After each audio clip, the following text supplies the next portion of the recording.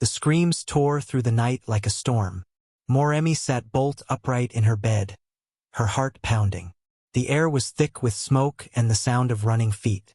She rushed to the window, her silk robe clinging to her as the cool night breeze hit her face.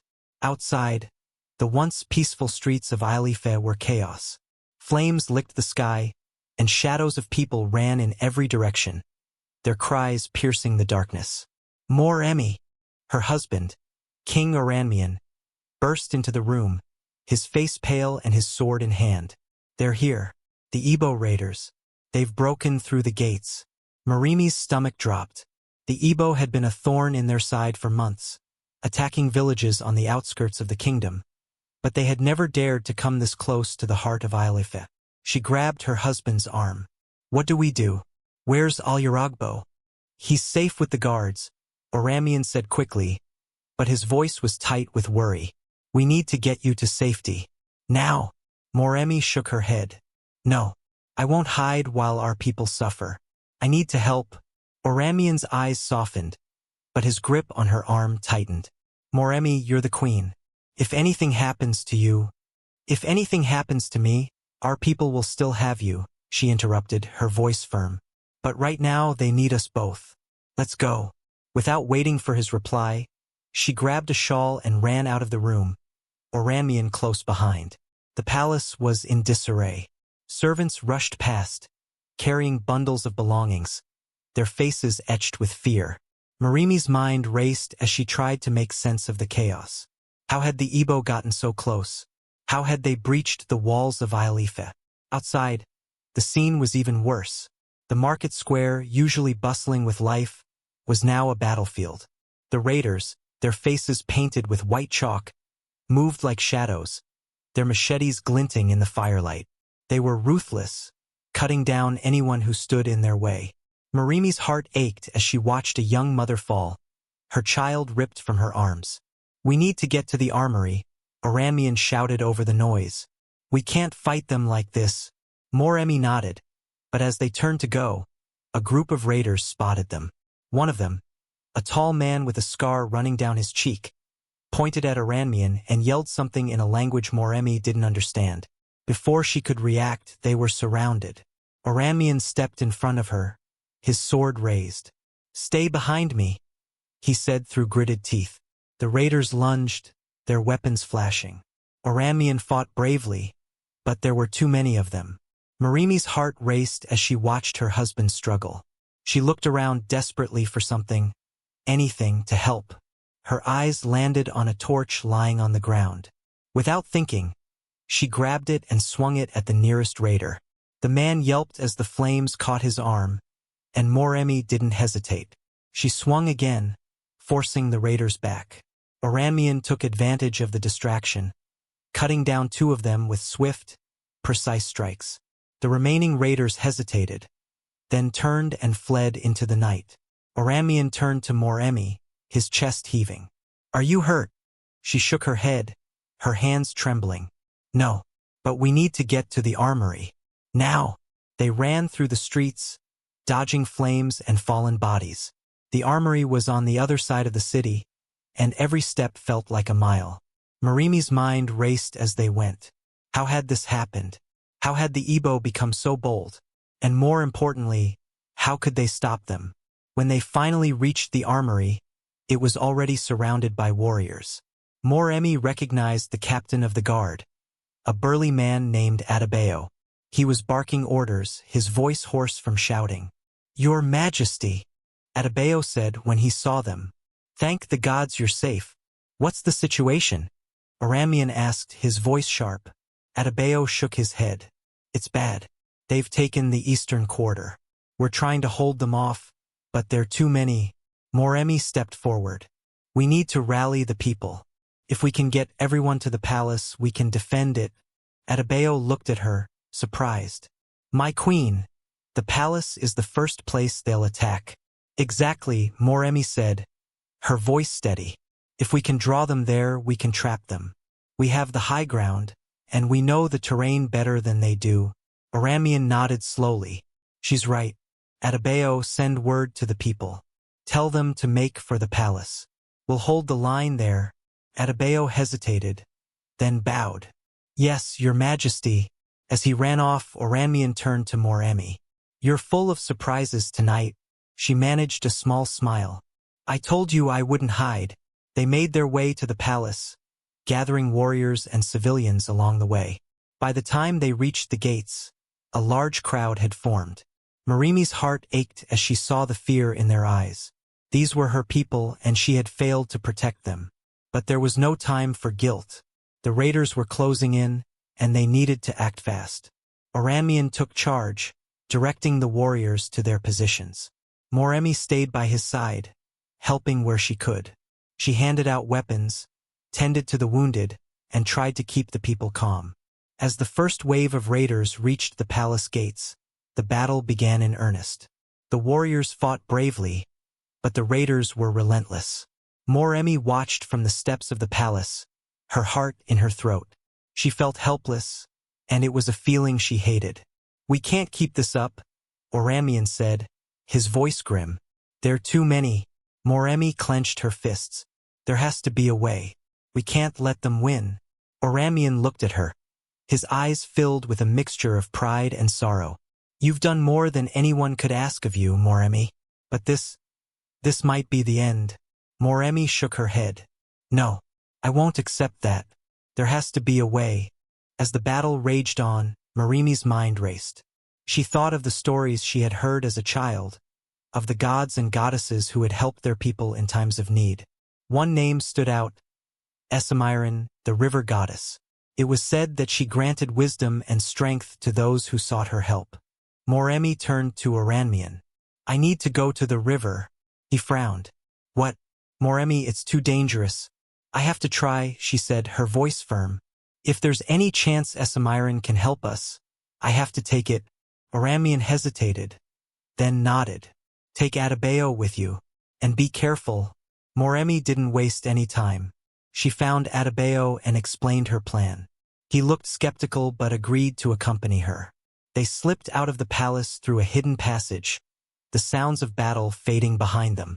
The river was not far, but the journey felt like an eternity. The streets were eerily quiet, the only sound the distant clash of swords. Moremi's heart pounded as they reached the riverbank. The water was calm, reflecting the moonlight like a mirror. Moremi knelt at the edge of the water, her hands trembling. Esamiran, she whispered. I don't know if you can hear me, but I need your help. My people are dying. Please, if there's any way you can save us, I'll do anything. For a moment, there was only silence. Then the water began to ripple, and a soft voice filled the air. Moremi Agisoro, you are brave to come to me. Moremi's breath caught. Esamiran, I have heard your plea, the goddess said. I can give you the wisdom to defeat your enemies, but it will come at a great cost. Moremi didn't hesitate. I'll pay it. Whatever it is, I'll pay it. Very well, Esamiran said. But know this, the price will be your greatest treasure. Are you prepared to make such a sacrifice? Moremi thought of her son, Aluragbo, and her heart ached. But she knew there was no other choice. Yes, she said, her voice steady. I am. The water stilled, and the voice faded. Moremi stood, her mind racing. She didn't know what the future held, but she knew one thing. She would do whatever it took to save her people. As she and Atabeo made their way back to the palace, the first light of dawn began to break over the horizon. The battle was far from over, but Moremi felt a glimmer of hope. She had made a promise, and she intended to keep it, no matter the cost. The palace was in chaos when Moremi and Atabeo returned. The wounded lay scattered across the courtyard, their cries filling the air. Warriors rushed back and forth, their faces grim and their weapons bloodied. Moremi's heart ached as she took in the scene, but there was no time to stop. She had made a promise, and she intended to keep it. She found Oranmian in the throne room, surrounded by his advisors. His face was pale, and his armor was stained with blood. He looked up as she entered, his eyes filled with relief. Moremi, he said, rushing to her side. Where have you been? I was worried. I went to the river, she said, her voice steady. I spoke to Esamiran. Moremi's eyes widened. The river goddess? What did she say? Moremi took a deep breath. She said she can give us the wisdom to defeat the Igbo. But there's a price. Moremi frowned. What kind of price? Moremi hesitated. She didn't want to tell him, not yet. But she knew she had to. She said it would be my greatest treasure. Moremi's face went pale. Your greatest treasure? Moremi, that could mean anything. Could mean your life. Moremi shook her head. I don't think so. Esamiran wouldn't ask for my life. She knows I'm needed here. Moremi's jaw tightened. Then what? What could she want? Moremi looked away. She didn't want to say it, but she knew she had to. I think she means Al Yaragbo. Moremi's eyes widened in horror. No. Moremi, no. You can't be serious. Moremi's heart ached at the pain in his voice, but she knew there was no other way. I don't want to do this, Oramian. But what choice do we have? If we don't stop the Igbo, they'll destroy us. Everyone we love will die. Oramian shook his head, his voice breaking. There has to be another way. We'll find another way. Moremi reached out and took his hand. I wish there was. But we're out of time. The Igbo are at our gates, and we can't hold them off forever. If this is the only way to save our people, then we have to take it. Oramian's shoulders slumped, and he looked away. Moremi could see the struggle in his eyes, the battle between his love for their son and his duty to their people. Finally, he nodded, his voice barely a whisper.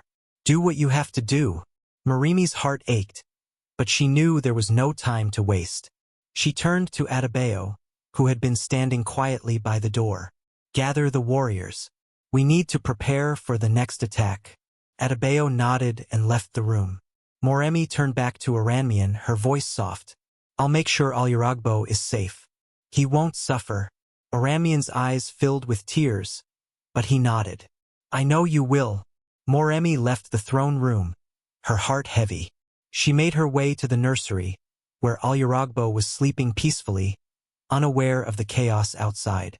She knelt by his bed, her hand trembling as she brushed a strand of hair from his face.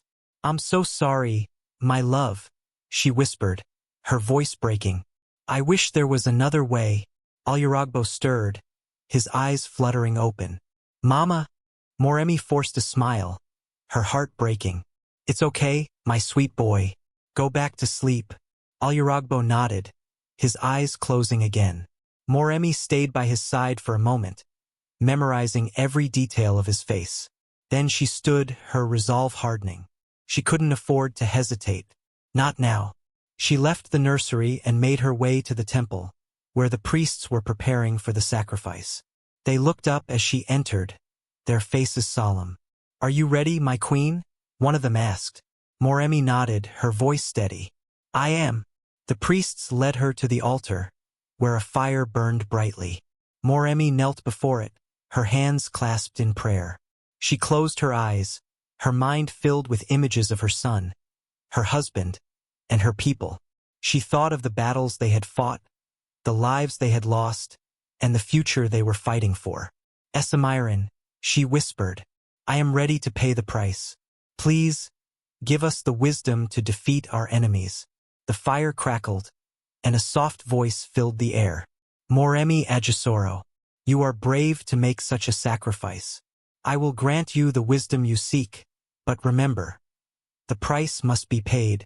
Moremi nodded, her heart heavy. I understand. The fire flared, and a vision filled her mind. She saw the Igbo camp, hidden deep in the forest. She saw their warriors, their weapons, and their weaknesses. She saw a path, a way to defeat them. The vision was clear, and Moremi knew what she had to do. When the vision faded, Moremi stood, her mind clear and her resolve unshakable. She turned to the priests. Prepare the sacrifice. I will return. The forest was thick and dark, the trees towering above Moremi like silent sentinels. She moved carefully, her steps light and deliberate, her heart pounding in her chest. The Igbo camp was close. She could hear the faint murmur of voices, the occasional clang of metal. She had left Ilife under the cover of night, slipping past the guards and into the wilderness. Now, she was alone, with nothing but her wits and the vision Esamiran had given her. Moremi crouched behind a bush, peering through the leaves. The camp was larger than she had imagined, with dozens of tents spread out across a clearing. Warriors moved about, their faces painted with white chalk, their weapons glinting in the firelight. Moremi's stomach churned as she watched them. These were the men who had brought so much pain to her people. These were the men she had to deceive. She took a deep breath, steadying herself. She had a plan, but it was risky. If she was caught, there would be no escape. She thought of Alyaragbo, of Oranmian, of the people of Ilife. She couldn't fail them. She wouldn't. Moremi stood, brushing the dirt from her clothes. She had dressed simply, in a plain tunic and sandals, her hair tied back with a strip of cloth. She looked like a common villager, someone who might have been captured in one of the raids. It was the only way she could get close to the Igbo without raising suspicion. She stepped out from the bushes, her hands raised in surrender. "Don't hurt me," she cried, her voice trembling. "Please, I mean no harm." The warriors turned, their eyes narrowing as they spotted her. One of them, a tall man with a scar running down his cheek, stepped forward, his spear pointed at her chest. "Who are you?" he demanded. "What are you doing here?" Moremi dropped to her knees, her head bowed. "I'm just a villager," she said, her voice shaking. "I was trying to escape the fighting. I got lost in the forest. Please, I beg you, don't kill me." The man studied her for a moment, then lowered his spear. "Get up," he said gruffly. "You're lucky we found you. The forest is dangerous at night." Moremi stood, her heart racing. She kept her eyes downcast, playing the part of a frightened villager. "Thank you," she whispered. "Thank you for sparing me." The man grunted, then gestured for her to follow him. Moremi obeyed, her mind racing. She had gotten this far, but the hardest part was yet to come. She had to gain their trust, to learn their secrets, and she had to do it without giving herself away. The man led her to the center of the camp, where a large fire burned. Around it sat several warriors, their faces hard and their eyes sharp. Moremi recognized their leader immediately, a tall, broad-shouldered man with a commanding presence. He looked up as they approached, his gaze settling on Moremi. "Who is this?" he asked, his voice deep and rough. "A villager," the scarred man replied. "She says she got lost in the forest." The leader studied Moremi for a moment, then nodded. "Sit," he said, gesturing to a spot by the fire. "You look like you could use some food." Moremi hesitated, then sat, her hands clasped in her lap. A warrior handed her a bowl of stew, and she took it gratefully, though her stomach was too knotted with nerves to eat. She forced herself to take a few bites, her mind racing as she listened to the men talk. They spoke of their plans, of their next raid on Ilife. Moremi's heart sank as she listened. They were planning to attack again, and soon. She had to find a way to stop them. The leader turned to her, his eyes narrowing. "You're not from around here, are you?" he asked. Moremi shook her head. "No, I'm from a village to the south. We were attacked and I ran. I've been wandering for days." The leader nodded, his expression softening slightly. "You're safe here," he said. "We'll protect you." Moremi forced a smile, though her heart was heavy. "Thank you," she said softly. "I don't know what I would have done if you hadn't found me." The leader leaned back, studying her. "What's your name?" "Adana," Moremi lied, using the name of a childhood friend. "My name is Adana." The leader nodded. "Well, Adana, you're welcome to stay with us for as long as you need. We could use someone to help with the cooking and cleaning." Moremi nodded, her mind racing. This was her chance. If she could stay close to the leader, she might be able to learn more about their plans. "I'd be happy to help," she said. "It's the least I can do to repay your kindness." The leader smiled, though there was a hardness in his eyes. "Good. You'll start tomorrow." That night, Moremi lay on a thin mat in one of the tents, staring up at the ceiling. The camp was quiet, the only sound the crackling of the fire outside. Moremi's mind raced as she thought about what she had learned. The Igbo were planning to attack Ilife again, and soon. She had to find a way to warn her people, to stop the attack before it happened. But she couldn't leave yet. She needed more information. She needed to know their weaknesses, their vulnerabilities. She needed to know how to defeat them. The next morning, Moremi woke early and began her work. She helped prepare the morning meal, stirring pots of porridge and serving the warriors as they ate. She kept her head down, her eyes and ears open, listening to every conversation, every word. As the days passed, Moremi began to earn the trust of the Igbo. She worked hard, never complaining, always willing to help. The warriors began to warm to her, treating her more like one of their own than a prisoner. Even the leader, whose name she learned was Ease, began to soften toward her. One evening, as the camp settled down for the night, Ease called Moremi over to the fire. "Sit," he said, gesturing to a spot beside him. "You've been working hard. You deserve a rest." Moremi sat, her heart pounding. She had been waiting for this moment, for a chance to get closer to Ease. "Thank you," she said softly. "You've been very kind to me." Ease nodded, his expression thoughtful. "You remind me of someone," he said. "Someone I used to know." Moremi looked at him, her curiosity piqued. "Who?" Ease's eyes grew distant, and for a moment, he looked almost sad. "My sister," he said. "She died many years ago. But you have the same spirit, the same strength." Moremi's heart ached at the pain in his voice. She hadn't expected this, hadn't expected to see this side of him. "I'm sorry," she said softly. "I can't imagine how hard that must have been." Ease nodded, his gaze returning to the fire. "It was a long time ago," he said. "But sometimes, it feels like yesterday." Moremi hesitated, then reached out, placing a hand on his arm. "You've built a strong community here," she said. "Your people respect you. That's something to be proud of." Ease looked at her, his eyes softening. "Thank you," he said. "That means a lot." Moremi smiled, though her heart was heavy. She was starting to see Ease not as an enemy, but as a man, a leader who cared for his people. It made what she had to do even harder. Over the next few days, Moremi continued to work, to listen, to learn. She discovered that the Igbo had a secret ritual, a ceremony they performed before every battle. It was a time of great vulnerability, when their defenses were down, when they were most exposed. Moremi knew this was her chance. If she could strike during the ritual, she could weaken them, give Alife the advantage it needed to win. But as the day of the ritual approached, Moremi found herself torn. She had grown to care for these people, to see them as more than just enemies. She thought of Ease, of the pain in his eyes when he spoke of his sister. She thought of the warriors who had treated her with kindness, who had welcomed her into their camp. But she couldn't forget her people, her family, her kingdom. She couldn't forget the promise she had made to Esamiran, the sacrifice she had vowed to make. The night before the ritual, Moremi lay awake, her mind racing. She thought of Aluragbo, of Oranmian, of the people of Alife.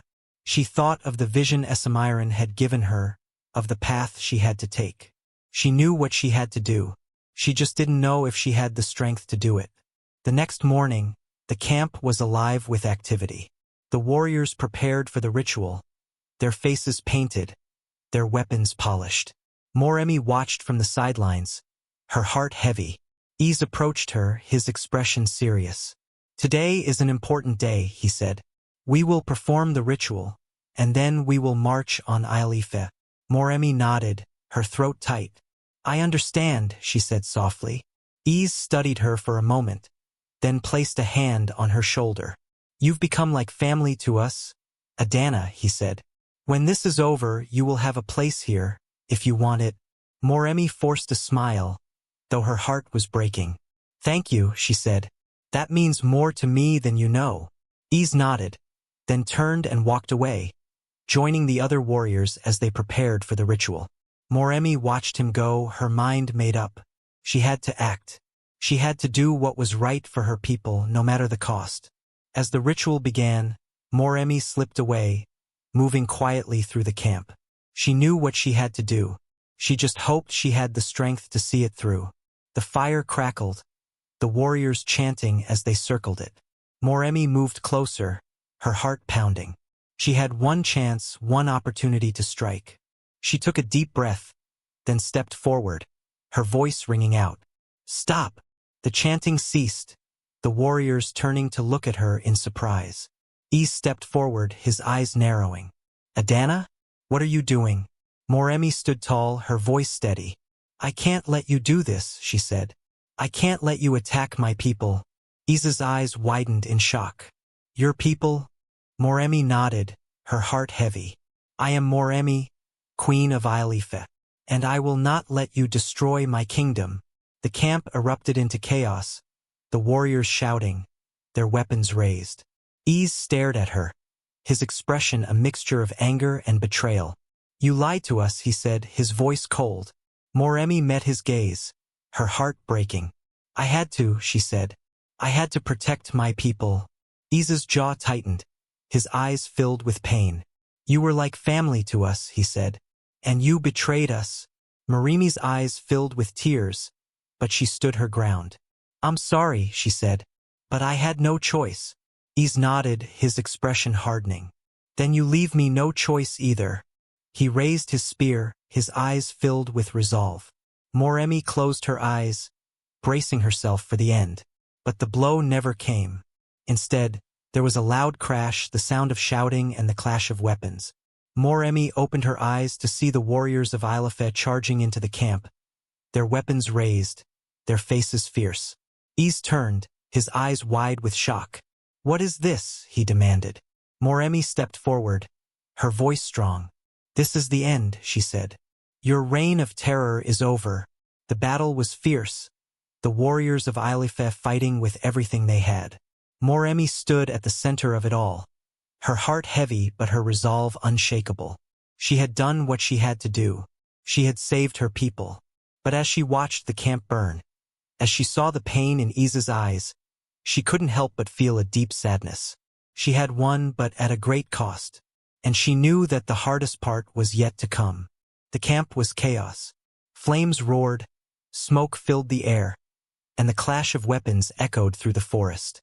Moremi stood frozen for a moment, watching as the warriors of Ilife surged forward, their faces fierce and determined. She had done it. She had led them here. But now she had to get out. Ys turned to her, his spear still raised, his eyes burning with anger and betrayal. "You did this," he growled, his voice low and dangerous. "You brought them here." Moremi took a step back, her heart pounding. "I had no choice," she said, her voice steady despite the fear coursing through her. "You were going to destroy my people. I couldn't let that happen." Ys's jaw tightened, his grip on his spear tightening. "You were one of us," he said, his voice cracking with emotion. "We trusted you. I trusted you." Moremi's heart ached at the pain in his voice, but she couldn't let herself falter. "I'm sorry," she said, "but I had to protect my family, my kingdom." Ys's eyes narrowed, and for a moment, Moremi thought he might strike her down. But then, a warrior from Ilife charged at him, forcing him to turn and defend himself. Moremi took the opportunity to slip away, her mind racing. She had to get out of the camp. She had to get back to Ilife. But the camp was in chaos, and the forest was dark and unfamiliar. She didn't know which way to go. Moremi moved quickly, dodging between tents and ducking under the swings of weapons. She could hear the shouts of the warriors, the cries of the wounded. The air was thick with smoke and the smell of blood. She had to get out. She had to get out now. As she ran, she spotted a familiar face. Adebayo, the captain of the guard. He was fighting off two Igbo warriors, his sword flashing in the firelight. Moremi hesitated for a moment, then ran to him. "Adebayo!" she shouted, her voice barely audible over the noise of the battle. Adebayo turned, his eyes widening in surprise. "My queen," he said, cutting down one of the warriors and turning to face the other. "What are you doing here?" "I need to get out of here," Moremi said, her voice urgent. "I need to get back to Ilife." Adebayo nodded, his expression grim. "Follow me," he said, cutting down the second warrior and gesturing for her to follow. Moremi obeyed, staying close behind him as he led her through the chaos. They moved quickly, dodging between the fighting warriors and the burning tents.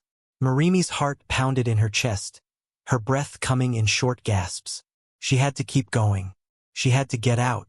As they neared the edge of the camp, Moremi spotted Ease again. He was fighting off several warriors from Ailife, his spear moving with deadly precision. Moremi's heart ached as she watched him. He had trusted her, and she had betrayed him.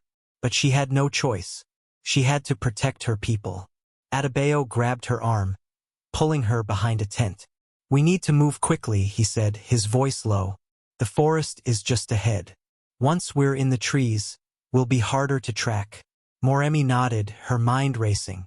"What about the others?" she asked. "The warriors from Ailife?" Adebayo's expression darkened. "They'll hold the line," he said. "But we need to get you out of here.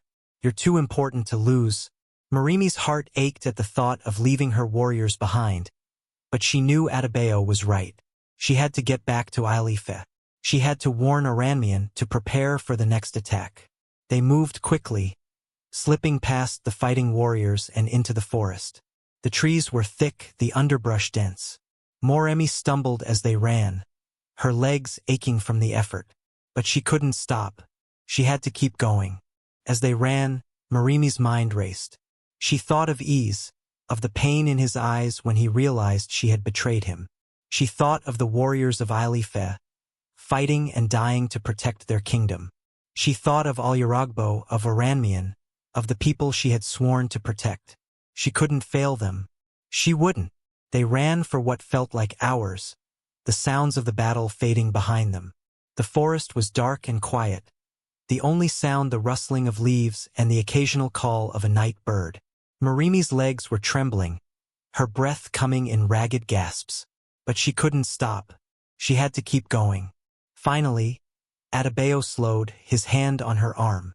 "We need to rest," he said, his voice low. "Just for a moment." Moremi nodded, leaning against a tree as she tried to catch her breath. Her heart was pounding, her mind racing. She had to get back to Ailife. She had to warn them. Adebayo handed her a water skin, and she drank deeply, the cool water soothing her parched throat. "How far are we from the city?" she asked, her voice hoarse. "Not far," Adebayo said, his expression grim. "But we need to be careful. The Igbo might have sent scouts after us." Moremi nodded, her mind racing. She had to get back to Ailife. She had to warn Aranmian to prepare for the next attack. As they rested, Moremi's thoughts turned to Ease. She had betrayed him, but she couldn't help but feel a deep sadness for what she had done. He had trusted her, and she had used that trust against him. But she had no choice. She had to protect her people. After a few moments, Adebayo stood, his hand on his sword. "We need to keep moving," he said. "We're not safe yet." Moremi nodded, pushing herself to her feet. Her legs were trembling, but she forced herself to keep going. She had to get back to Ailife. She had to warn them.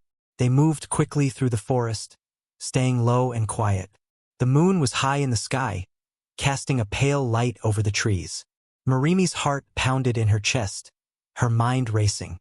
She had to get back. She had to warn them. As they neared the edge of the forest, Moremi spotted the walls of Ailife in the distance. Her heart leapt with relief, but she knew they weren't safe yet. They had to get inside the city. Adebayo led her to a small gate, hidden in the shadows of the wall. He knocked softly, and a moment later, the gate creaked open. A guard peered out, his eyes widening in surprise when he saw Moremi. "My queen," he said, stepping aside to let them in. "We thought you were lost." Moremi shook her head, her voice urgent. "There's no time to explain," she said. "We need to see the king. Now." The guard nodded, leading them quickly through the city. The streets were quiet, the only sound the distant murmur of voices. Moremi's heart pounded in her chest as they approached the palace. She had to warn Aranmian. She had to prepare for the next attack. As they entered the palace, Moremi spotted Aranmian in the throne room, his face pale and his eyes filled with worry. He looked up as she entered, his expression shifting to relief. "Moremi," he said, rushing to her side. "You're safe." Moremi nodded, her heart aching at the sight of him. I'm sorry, she said, her voice breaking. I had to do it. I had to protect our people. Oramian's eyes softened, and he pulled her into a tight embrace. You did what you had to do, he said. You're here now. That's all that matters. Moremi clung to him, her heart heavy with the weight of what she had done. She had betrayed Ease, but she had saved her people. She had done what she had to do. As they stood there, Moremi's mind raced. She had to warn Oramian about the Igbo's plans. She had to prepare for the next attack. Oramian, she said, pulling away and looking into his eyes. The Igbo are planning another attack. We need to prepare.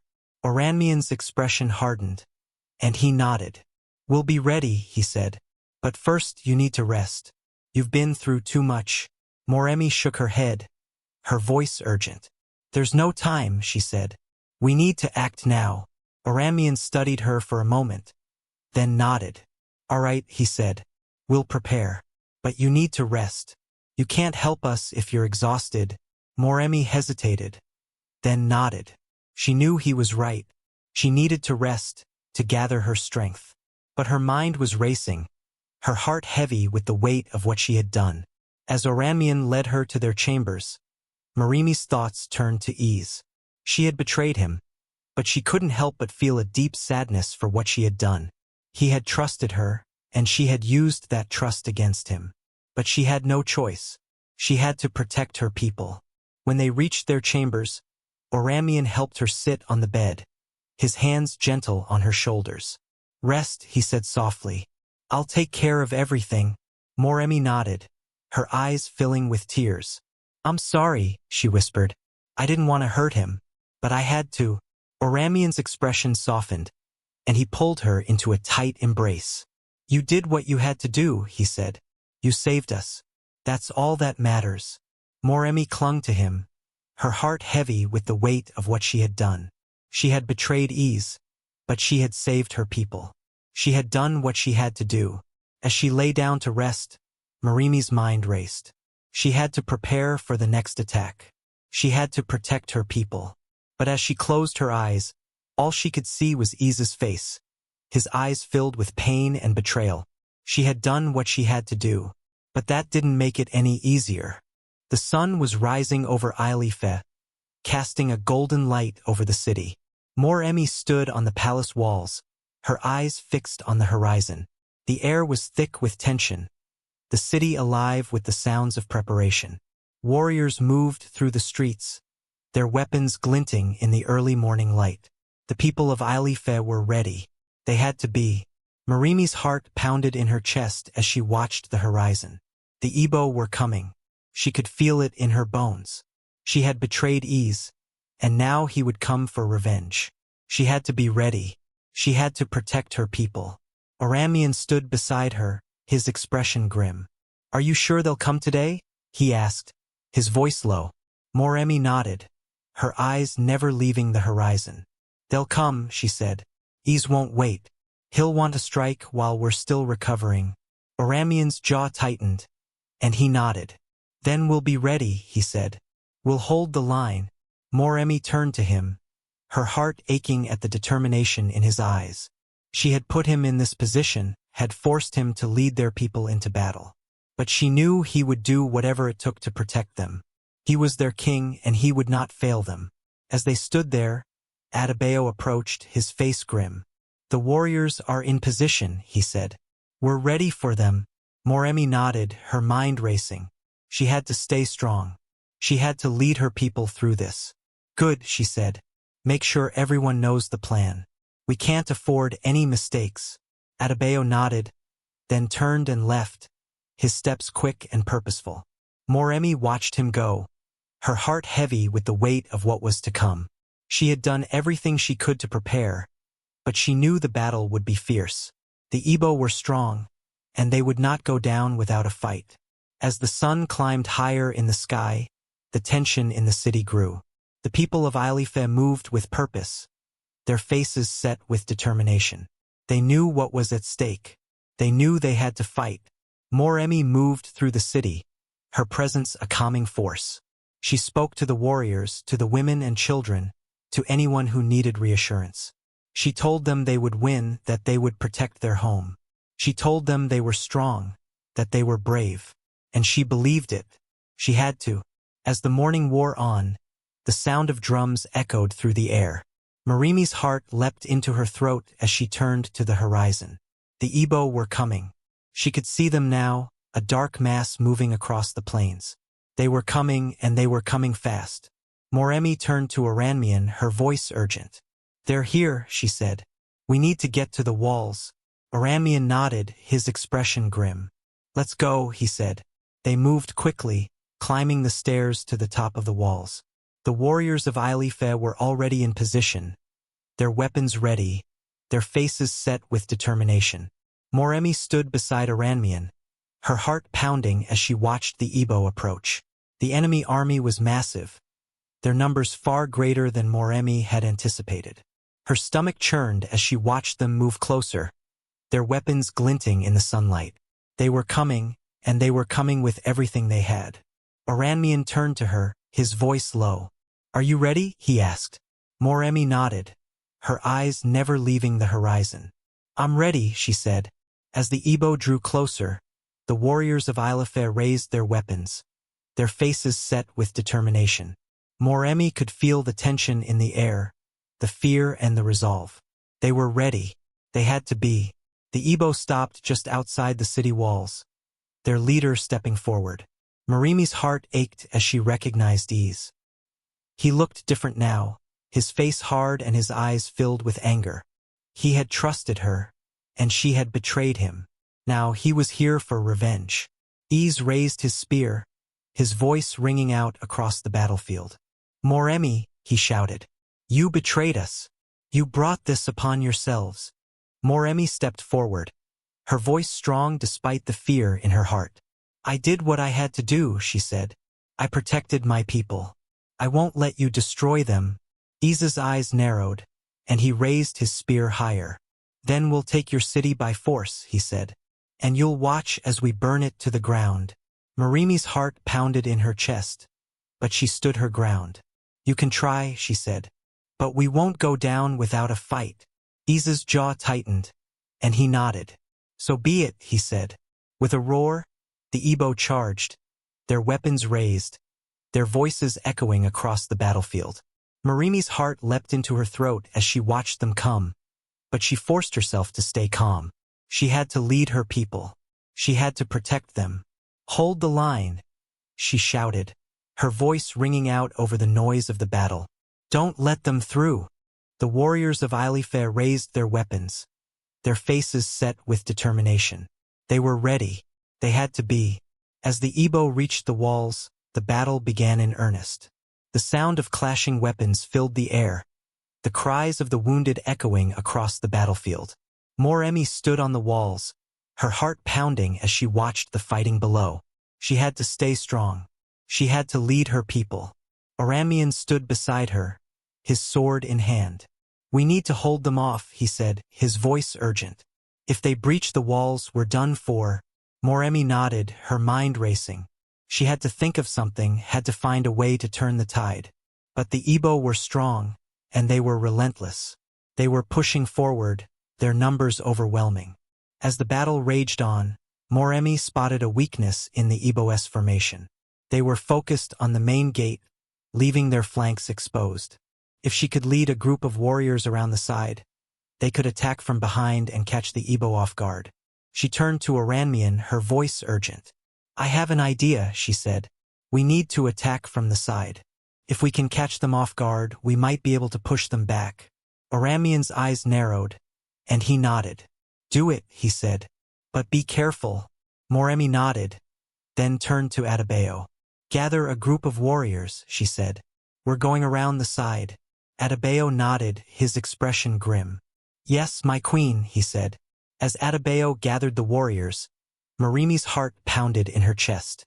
She had to lead them. She had to protect her people. She couldn't fail them. With a deep breath, Moremi led the group of warriors down the stairs and through the city. They moved quickly, staying low and quiet. The sounds of the battle echoed around them, but they had to stay focused. They had to get around the side. As they reached the edge of the city, Moremi peered around the corner. The Igbo were focused on the main gate, their backs to the side. This was their chance. Moremi turned to the warriors, her voice low. "We need to move quickly," she said. "We'll attack from behind and catch them off guard. Stay close, and don't stop until we've pushed them back." The warriors nodded, their faces set with determination. Moremi took a deep breath, then raised her sword. "For Ilife," she shouted. With a roar, the warriors charged, their weapons raised. The Igbo turned in surprise, their eyes widening as they realized what was happening. Moremi led the charge, her heart pounding as she swung her sword at the nearest enemy. The battle was fierce, the sound of clashing weapons filling the air. Moremi fought with everything she had, her mind focused on one thing: protecting her people. She couldn't fail them. She wouldn't. As the warriors of Ilife pushed forward, the Igbo began to falter. They were caught off guard, their formation breaking under the sudden attack. Moremi's heart leapt with hope as she watched them fall back. They were winning. They were going to win. But then, she spotted Ease. He was fighting his way through the chaos, his eyes locked on her. Moremi's heart pounded as she realized what was happening. He was coming for her. Moremi stood her ground, her sword raised. She couldn't run. She had to face him. As Ease reached her, he raised his spear, his eyes filled with anger. "You betrayed us," he said, his voice low and dangerous. "You brought this upon yourselves." Moremi met his gaze, her heart heavy. "I did what I had to do," she said. "I protected my people. I won't let you destroy them." Ease's jaw tightened, and he nodded. "Then we'll finish this," he said. With a roar, Ease charged, his spear aimed at her heart. Moremi raised her sword, blocking the blow with a loud clang. The force of the impact sent her stumbling back, but she forced herself to stay on her feet. She couldn't fall. She had to fight. The battle between them was fierce, their weapons clashing again and again. Moremi fought with everything she had, her mind focused on one thing: protecting her people. She couldn't fail them. She wouldn't. As they fought, Moremi spotted an opening. Ease was focused on her, his guard down for just a moment. She took the opportunity, swinging her sword at his side. The blade struck true, cutting through his armor and into his flesh. Ease stumbled back, his eyes wide with shock. He looked at her, his expression a mixture of pain and betrayal. "You," he said, his voice barely a whisper. Moremi's heart ached as she watched him fall, but she knew she had no choice. She had to protect her people. She had to do what was right. As Ease fell to the ground, the Igbo began to falter. Their leader was down and their formation was breaking. The warriors of Ilife pushed forward, their voices raised in triumph. They were winning. They were going to win. Moremi stood over Ease, her heart heavy with the weight of what she had done. She had betrayed him, but she had saved her people. She had done what she had to do. As the battle came to an end, Moremi turned to the city, her heart filled with relief. They had won. They had protected their home. But as she looked at the bodies scattered across the battlefield, she knew the cost had been high. She had done what she had to do, but that didn't make it any easier. The battlefield was silent now, the air thick with the smell of smoke and blood. Moremi stood amidst the wreckage, her sword hanging loosely at her side. Her chest heaved as she tried to catch her breath, her body aching from the fight. The Igbo had been pushed back, their forces broken and scattered. Ilife was safe for now, but the cost had been high. Moremi's eyes fell on Iza's body, lying still on the ground. Her heart ached as she looked at him, the man she had once called a friend, now lifeless because of her actions. She had done what she had to do, but that didn't make it any easier. She knelt beside him, her hand trembling as she reached out to close his eyes. "I'm sorry," she whispered, her voice breaking. "I didn't want it to end like this." Around her, the warriors of Ilife moved through the battlefield, tending to the wounded and gathering the dead. The victory was bittersweet. They had won, but so many had been lost. Moremi's heart was heavy as she stood, her mind racing with thoughts of what came next. She had promised Esamiran a sacrifice, and now it was time to fulfill that promise. Oramian approached her, his face grim. Moremi, he said softly, placing a hand on her shoulder. We need to talk. Moremi nodded, her throat tight. She knew what he wanted to discuss. The battle was over, but the hardest part was yet to come. She had made a vow to the river goddess, and she couldn't back out now. I know, she said, her voice barely above a whisper.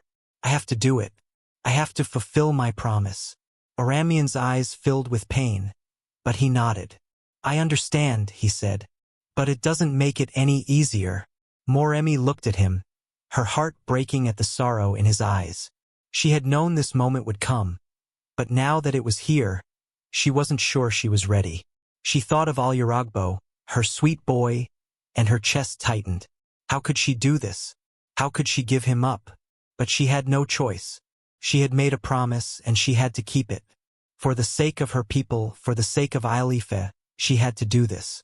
Take me to him, she said, her voice steady despite the tears in her eyes. I need to see him one last time.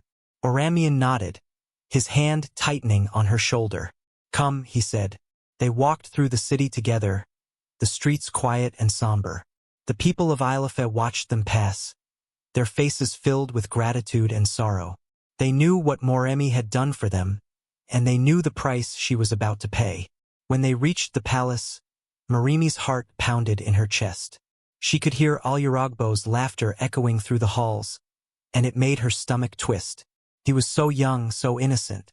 He didn't deserve this, but she had no choice. They found Aluragbo in the nursery, playing with a wooden toy.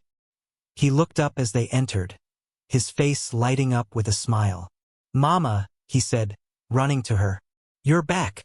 Moremi knelt down, pulling him into a tight embrace. Her heart ached as she held him, her tears soaking into his hair. I'm here, my love, she whispered. I'm here. Aluragbo pulled back, his little face filled with concern. Why are you crying, Mama? He asked. Moremi forced a smile, brushing the tears from her cheeks. I'm just happy to see you, she said. That's all. Aluragbo smiled, his innocence breaking her heart. I missed you, he said. I missed you too, Moremi said, her voice trembling. She looked at Oramian, her eyes filled with pain. Can I have a moment alone with him? Oramian nodded, his own eyes filled with tears. Of course, he said, his voice barely a whisper. He turned and left the room, closing the door softly behind him. Moremi sat down on the floor, pulling Aluragbo into her lap. She held him close, her heart breaking as she thought about what she had to do. My sweet boy, she whispered, her voice shaking. I love you so much. Aluragbo looked up at her, his eyes wide and trusting. I love you too, Mama, he said. Moremi's chest tightened, and she held him even closer. She wanted to remember this moment, to remember the feel of him in her arms, the sound of his voice, the way he looked at her with so much love and trust. She didn't want to let him go, but she had to. Aluragbo, she said, her voice soft. Do you remember the stories I used to tell you? About the gods and goddesses? Aluragbo nodded, his eyes bright with curiosity. Yes, he said. I like the stories. Moremi smiled, though her heart was breaking. There's a goddess named Esamiran, she said. She's very powerful, and she helps people when they're in trouble. But sometimes, she asks for something in return. Aluragbo tilted his head, his little face filled with confusion. What does she ask for? He asked. Moremi's throat tightened, and she struggled to keep her voice steady. Sometimes, she asks for something very precious, she said. Something that means a lot to the person who asks for her help. Aluragbo frowned, his little brow furrowing. What did she ask you for, Mama? Moremi's heart ached, and she pulled him closer, her tears falling onto his hair. She asked for you, my love, she whispered. I had to promise her that I would give you to her, so that she would help us protect our people. Aluragbo was silent for a moment, his little face filled with confusion. Then he looked up at her, his eyes wide and trusting. Will it hurt? He asked. Moremi's heart shattered, and she pulled him into a tight embrace. No, my love, she whispered, her voice breaking. It won't hurt. Promise. Alyarogbo nodded, his little arms wrapping around her neck. "Okay, Mama," he said. "I'll be brave." Moremi held him tightly, her tears falling freely now. She didn't want to let him go. She didn't want to do this. But she had no choice. She had made a promise, and she had to keep it. After a long moment, Moremi stood, lifting Alyarogbo into her arms. She carried him out of the nursery, her heart heavy with sorrow. Oramian was waiting outside, his face pale and his eyes filled with pain. "Are you ready?" he asked, his voice barely a whisper. Moremi nodded, though her heart was breaking. "I have to be," she said. They walked through the city together, the streets silent and empty. The people of Ilife had gathered at the river, their faces filled with sorrow and gratitude. They knew what Moremi was about to do, and they knew the sacrifice she was making for them. When they reached the river, Moremi's heart pounded in her chest. The priests were waiting, their faces solemn. The river goddess Esamiran had been invoked, and the sacrifice was ready. Moremi knelt by the river, holding Alyarogbo in her arms. She looked down at him, her heart breaking as she saw the trust in his eyes. "I love you, my sweet boy," she whispered. "I'll always love you." Alyarogbo smiled, his little hand reaching up to touch her face. "I love you too, Mama," he said. Moremi's chest tightened, and she held him close one last time. Then, she stood, her arms trembling as she handed him to the priests. They took him gently, their faces filled with sorrow. As the priests carried Alyarogbo to the river, Moremi's heart shattered. She wanted to scream, to stop them, to take him back. But she couldn't. She had made a promise, and she had to keep it. The priests placed Alyarogbo in the water, their voices chanting softly as they performed the ritual. Moremi watched, her tears falling freely, as she saw her son's little body disappear beneath the surface. The river was silent for a moment, and then, a soft voice filled the air. "Moremi Agisoro," Esamiran said. "You have fulfilled your promise. Your sacrifice will not be forgotten." Moremi fell to her knees, her heart breaking as she stared at the river. She had done what she had to do, but the cost had been too high. She had lost her son, the most precious thing in her life, and now she had to live with that. Oramian knelt beside her, his arms wrapping around her as she wept. "I'm so sorry," he whispered, his voice filled with pain. "I'm so sorry." Moremi clung to him, her tears soaking into his tunic. She had saved her people, but at what cost? She had given up everything for them, and now she had to find a way to live with that. As the sun set over the river, Moremi sat there, her heart heavy with sorrow. She had done what she had to do, but that didn't make it any easier. The days after the sacrifice were the hardest of Moremi's life. The city of Ilife was quiet, the people moving through the streets with heavy hearts. The victory over the Igbo had come at a great cost, and everyone felt it. But for Moremi, the pain was unbearable. Everywhere she looked, she saw reminders of Alyarogbo. His toys in the nursery, his laughter echoing in her mind, the empty space beside her at the table. She had given him up to save her people, but the weight of that decision pressed down on her like a stone. Oramian tried to comfort her, but his words felt hollow. He too was grieving, but he had to be strong for their people. Moremi knew this, but it didn't make the pain any easier to bear. She spent her days wandering the palace, her mind filled with memories of her son. She couldn't eat, couldn't sleep. All she could do was think of him. One evening, as the sun dipped below the horizon, Moremi found herself standing by the river. The water was calm, its surface reflecting the fading light. She knelt by the edge, her hands trembling as she reached out to touch the water. This was where she had lost him. This was where she had given him up. "Alyarogbo," she whispered, her voice breaking. "I'm so sorry." The river was silent, the only sound the gentle lapping of the water against the shore. Moremi's heart ached as she stared at the surface, her tears falling into the water. She had done what she had to do, but it didn't make the pain any easier to bear. As she sat there, lost in her grief, a soft voice filled the air. "Moremi Agisoro." Moremi's breath caught in her throat as she looked up. Standing before her was Esamiran, the river goddess. Her form was ethereal, her presence calming yet powerful. Moremi's heart pounded as she stared at her, her mind racing. "Esamiran," she said, her voice trembling. "Why are you here?" The goddess smiled softly, her eyes filled with compassion. "I have come to thank you," she said. "Your sacrifice was great, and it will not be forgotten." Moremi's chest tightened, and she looked away. "I did what I had to do," she said. "But it doesn't make it any easier." Esamiran knelt beside her, her hand resting gently on Moremi's shoulder. "I know the pain you feel," she said, "but your sacrifice has saved your people. Your courage will be remembered for generations to come." Moremi's eyes filled with tears, and she shook her head.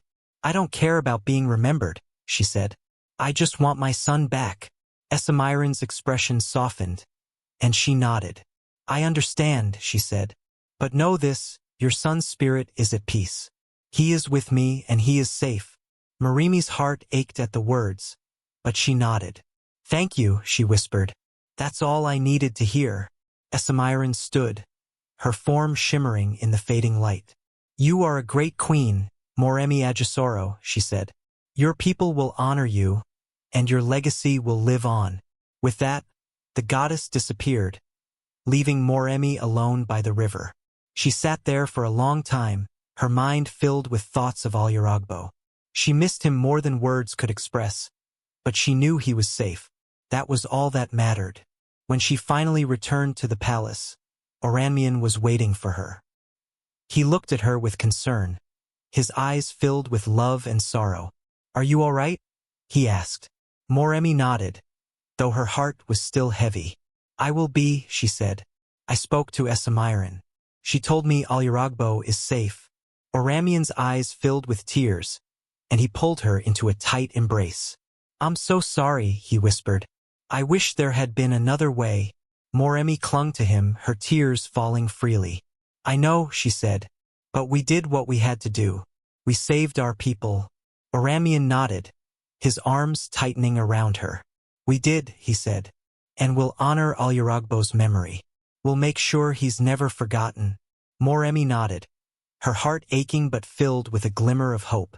She had lost her son, but she had saved her people. And now she had to find a way to move forward. The days turned into weeks, and slowly, life in Ilife began to return to normal. The people mourned the loss of Aluragbo, but they also celebrated the victory over the Igbo. Moremi's name was on everyone's lips, her bravery and sacrifice inspiring them. She had become a symbol of courage and selflessness, and the people of Ilife would never forget what she had done for them. One evening, as the sun set over the city, Moremi stood on the palace walls, looking out over the land. The city was alive with the sounds of life, children laughing, people talking, the hum of activity. It was a far cry from the silence and sorrow that had filled the streets after the battle. Moremi's heart swelled with pride as she watched her people, knowing that she had played a part in their survival. Oranmian joined her, his presence a comforting warmth beside her. "They're rebuilding," he said, his voice filled with pride. "The city is coming back to life."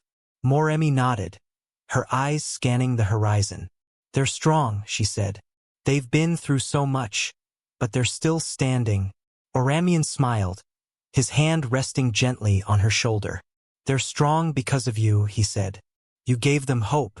You gave them a future." Moremi's heart ached at the words, but she nodded. "I did what I had to do," she said. "But it wasn't just me. It was all of us. We did this together." Oramian's smile softened, and he nodded. "We did," he said, "and we'll continue to do it. Together." Moremi looked at him, her heart filled with love and gratitude. She had lost so much, but she still had him. She still had her people, and she would do whatever it took to protect them. As the days passed, Moremi began to take on a new role in the city. She became a leader not just in name but in action. She worked tirelessly to rebuild what had been lost, to ensure that the people of Ilife had everything they needed to thrive. She visited the wounded, comforted the grieving, and inspired the people with her strength and determination. One day, as she walked through the market, a young girl approached her, her eyes wide with admiration. "Queen Moremi," she said, her voice filled with awe. "Thank you for saving us." Moremi's heart swelled with emotion, and she knelt down to meet the girl's gaze. "You're welcome," she said softly. "But it wasn't just me. It was all of us. We saved each other." The girl smiled, her eyes shining with hope. "I want to be brave like you," she said. Moremi's heart ached at the words, but she smiled. "You already are," she said. "You're here standing strong. That's what bravery is." The girl nodded, her smile widening. "Thank you," she said. Moremi watched as the girl ran off, her heart filled with a sense of purpose. She had lost so much, but she had also gained so much. She had become a symbol of hope and courage, a leader who inspired her people to be their best selves. And she would continue to do so for as long as she lived. As the years passed, Moremi's legacy grew. The people of Ilife honored her with festivals and celebrations, her name becoming synonymous with bravery and sacrifice. She had given everything for her people, and they would never forget it. But for Moremi, the greatest honor was knowing that her son's memory lived on. The people of Ilife told stories of Aluragbo, of his innocence and his bravery. They honored him as a hero, a symbol of the sacrifice that had saved them all. Moremi's heart ached with the loss, but it also swelled with pride. She had done what she had to do, and she had saved her people. And now, she would continue to lead them, to protect them, and to honor the memory of her son. She was Moremi Ajisoro, the courageous queen, and her legacy would live on for generations to come.